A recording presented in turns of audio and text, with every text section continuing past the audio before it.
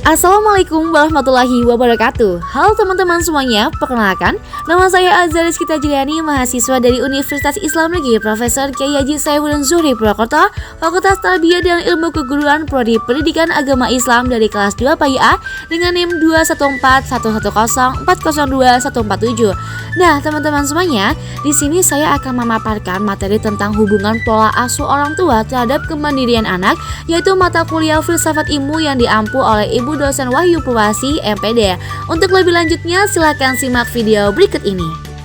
Di materi kali ini saya mengambil jurnal penelitian dengan menggunakan pendekatan metode kuantitatif dengan judul hubungan pola asuh orang tua terhadap kemandirian anak. Metode kuantitatif ini tergolong pada aliran paradigma positivisme. Mengapa demikian?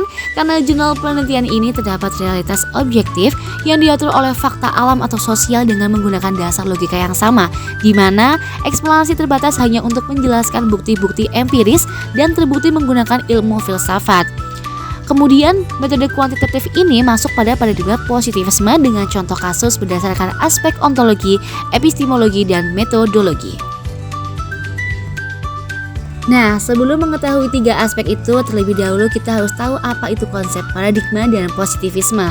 Paradigma merupakan cara pandang seseorang terhadap sesuatu yang memengaruhinya dalam berpikir kognitif, bersikap afektif, dan bertingkah laku. Singkatnya, merupakan metode yang bertujuan untuk meraih beberapa jenis teori yang hendak dicapai.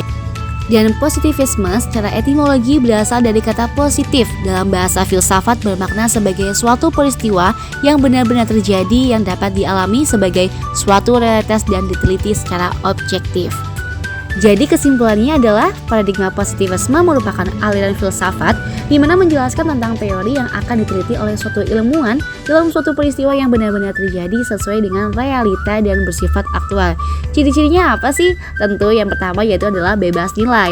Maksudnya itu tegas sesuai dengan fakta. Kemudian yang kedua adalah lebih menitik beratkan pada penggunaan logika dan pemikiran dasar yang bersifat faktual. Bagaimana? Sudah paham bukan tentang paradigma positivisme itu apa?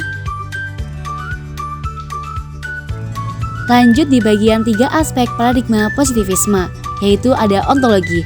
Ontologi merupakan aspek yang membahas tentang hakikat sesuatu yang ada dengan berdasarkan kepada logika semata secara aktual. Kemudian epistemologi adalah aspek pemikiran mendasar yang bersifat sistematik mengenai ilmu pengetahuan dan membahas tentang tata cara, teknik, atau prosedur untuk mendapatkan suatu keilmuan itu. Kemudian yang ketiga ada metodologi. Aspek ini membahas tentang cara mengetahui sesuatu yang mempunyai langkah-langkah sistematis melalui penelusuran. Nah, di bagian pertama yang akan kita bahas di sini adalah aspek ontologi nih teman-teman semuanya. Jadi, ontologi yang ada di jurnal ini membahas tentang hubungan pola asuh orang tua terhadap kemandirian anak.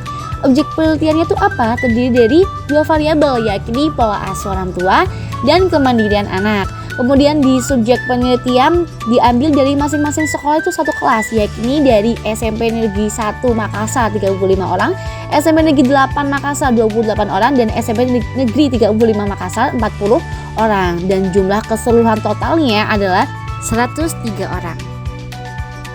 Lanjut di bagian ontologi, yaitu latar belakang penelitian adalah bagaimana peran orang tua di dalam mendidik anak agar menjadi pribadi yang mandiri dan berpotensi nih. Pola asuh orang tua merupakan sesuatu hal yang amat krusial, sebab dari hal itulah yang menjadi penentu seorang anak bisa dikatakan mandiri atau tidak. Apalagi melihat kondisi di era saat ini, perlakuan orang tua yang dapat dikenali melalui ucapan dan tindakannya justru berdampak buruk bagi perkembangan dan kepribadian kemandirian anak.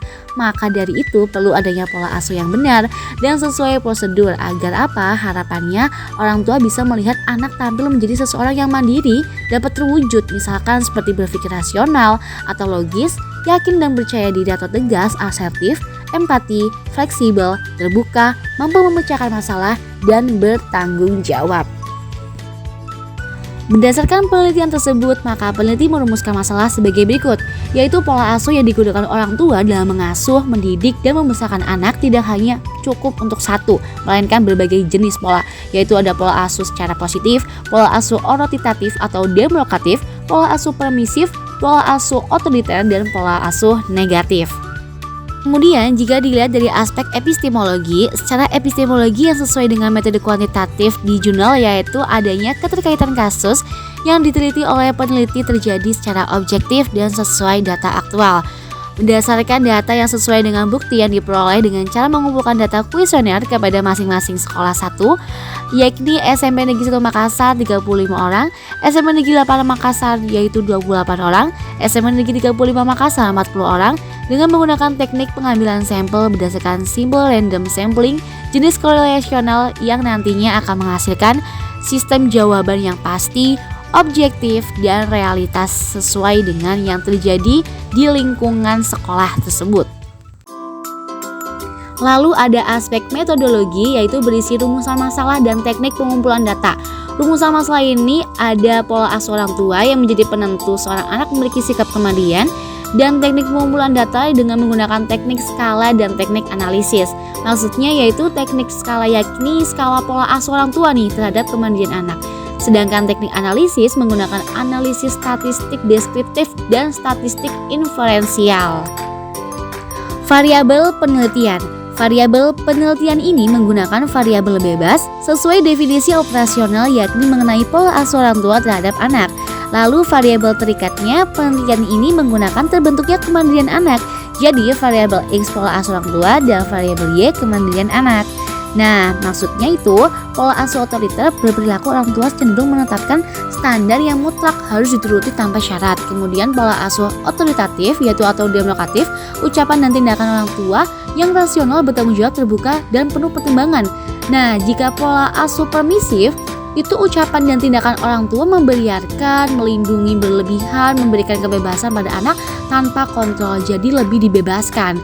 Kemudian ada pola asuh penelantar, ucapan dan tindakan orang tua mengabaikan dan menolak keberadaan anak.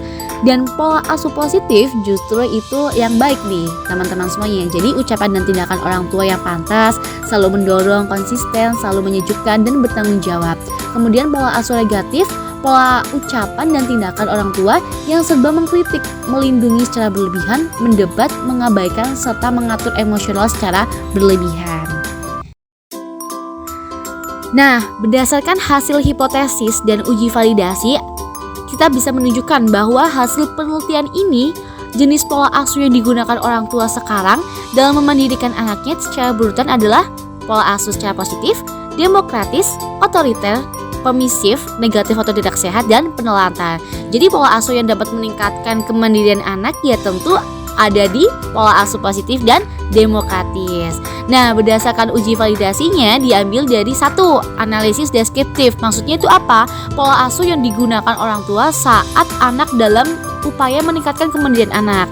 Nah, kemudian yang kedua adalah analisis inferensial. Maksudnya itu apa? Untuk mengetahui hubungan pola asuh orang tua nih dengan kemandirian anak yang diajukan secara hipotesis yang berbunyi seperti ini. Apakah ada hubungan antara pola asuh orang tua dengan kemandirian anak? Nah, seperti itu. Kurang lebih seperti itu ya teman-teman semuanya.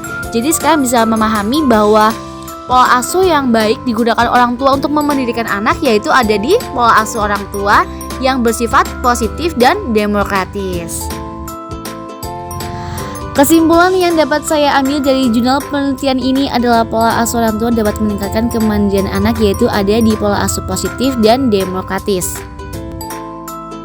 Sekian dari saya. Wassalamualaikum warahmatullahi wabarakatuh. Terima kasih semua.